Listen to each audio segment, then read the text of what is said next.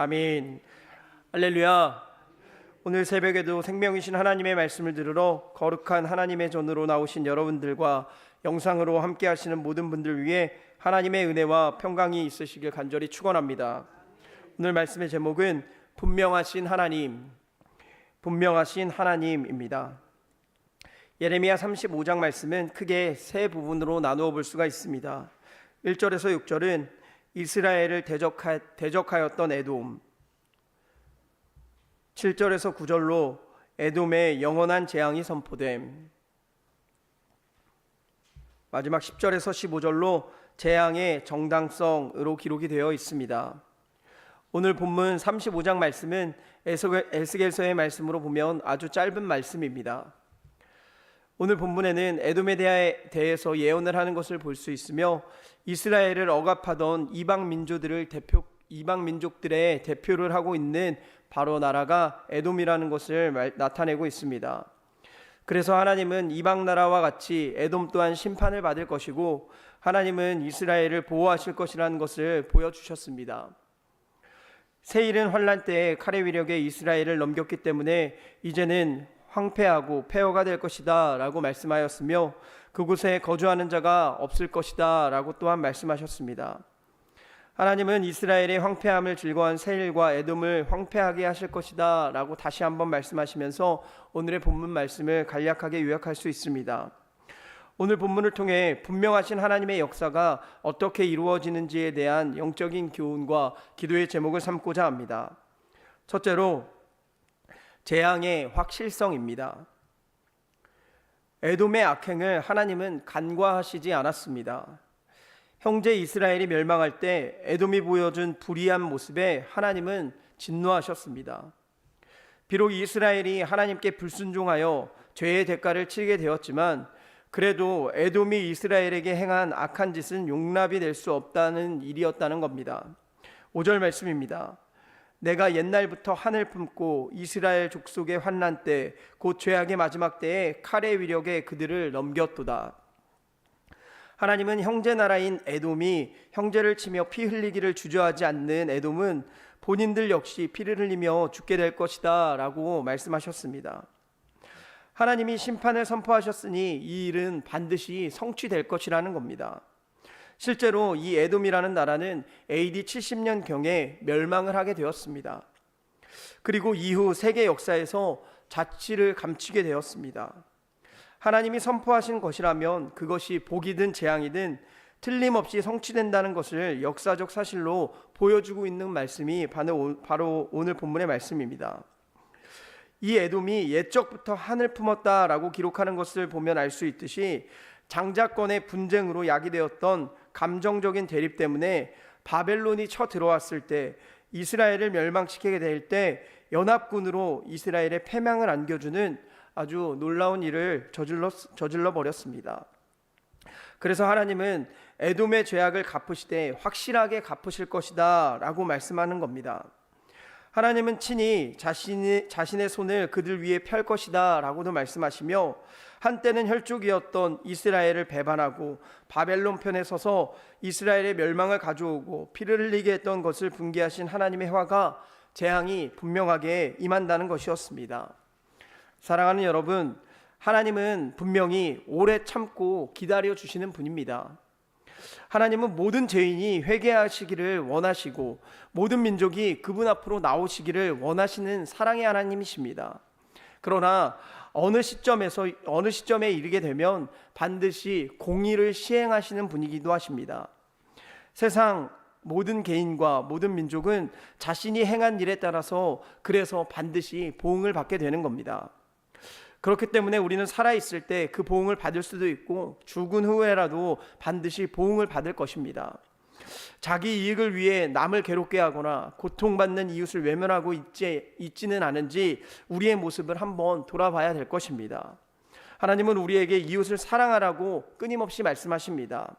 그렇기 때문에 에돔이 저질렀던 죄를 우리 또한 저지르는 것이 아니라 하나님의 사랑을 전달하며 살아갈 수 있는 축복의 통로들이 되시길 간절히 축원합니다. 두 번째는 재앙의 영원성입니다. 에돔을 향한 하나님의 재앙의 선포가 계속되고 있는 것을 볼 수가 있습니다. 하나님은 에돔을 황무지와 폐허가 되게 하셔서 왕래하는 자가 모두 다 끊어지게 만들 것이다 라고 말씀하십니다. 7절 말씀입니다. 내가 세일산이 황무지와 폐허가 되게 하여 그 위에 왕래하는 자를 다 끊을지라. 그리고 또 산봉우리와 골짜기와 모든 시내가 칼에 죽임당한 자들의 시신으로 가득 차게 될 것이다 라고 또한 8절에서 9절 말씀에 말씀하고 있습니다.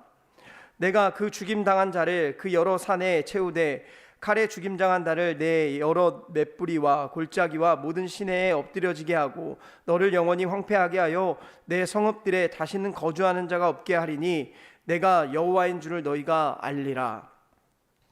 그래서 하나님이 진짜 여호와이심을 알게 할 것이다 라고 말씀하십니다. 분명히 이스라엘이라는 나라도 심판을 받고 재앙을 받았습니다. 오늘의 본문에 에돔 또한 재앙을 받았습니다. 내용 면에서 보면 같은 것도 있고 다른 심판의 내용도 있습니다. 그 땅이 황폐해지고 죽임당한 자들로 가득 차며 성읍들에 거주할 자가 없게 된다는 점은 두 나라가 아주 동일하게 같았습니다. 그만큼 하나님의 재앙이 심각하게 지금 일어나고 있다는 겁니다. 그런데 결정적인 차이가 있다는 겁니다. 재앙의 영원성입니다. 이스라엘은 비록 큰 재앙을 당하지만 그 후에는 구원과 평안과 안식을 누릴 것이다 라고 하나님께서는 말씀해 주셨지만, 그런데 에돔은 그렇지가 않다는 겁니다.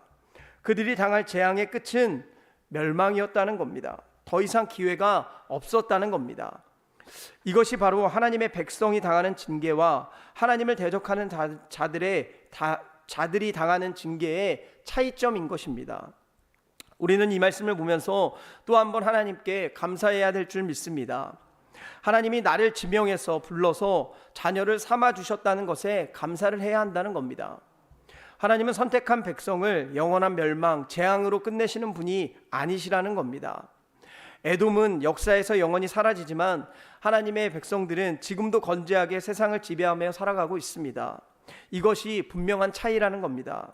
사랑하는 여러분, 하나님의 심판이 우리에게도 있을 수 있습니다. 하지만 그것은 잠시뿐인 사랑의 매와 같은 것인 겁니다. 그 순간을 이겨내고 나면 하나님은 우리를 다시 부르시고 고치시고 싸매시어 하나님의 거룩한 품으로 우리를 불러주실 것임을 믿고 오늘도 하나님께 감사하며 살아가시는 저와 여러분들이 되시길 간절히 축원합니다. 마지막으로 세 번째, 재앙의 정당성입니다. 에돔의 멸망은 하나님의 공의가 실현된 사건이었습니다. 에돔은 고난받는 형제 이스라엘을 더 고통스럽게 만들면서 자신들만의 이익을 챙기려 했었습니다. 폐허가 된 이스라엘 땅이 이제 자신들의 것이 됐다면서 아주 즐거워하는 모습을 보여주었습니다. 10절 말씀입니다.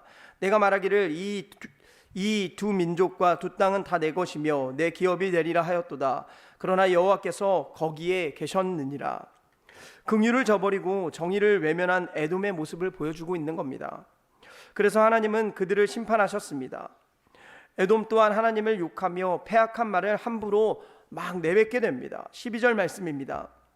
내가 이스라엘 산들을 가리켜 말하기를 저 산들이 황폐하였으므로 우리에게 넘겨주어서 삼키게 되었다 하여 욕하는 모든 말을 나 여호와가 들을 줄을 내가 알리로다.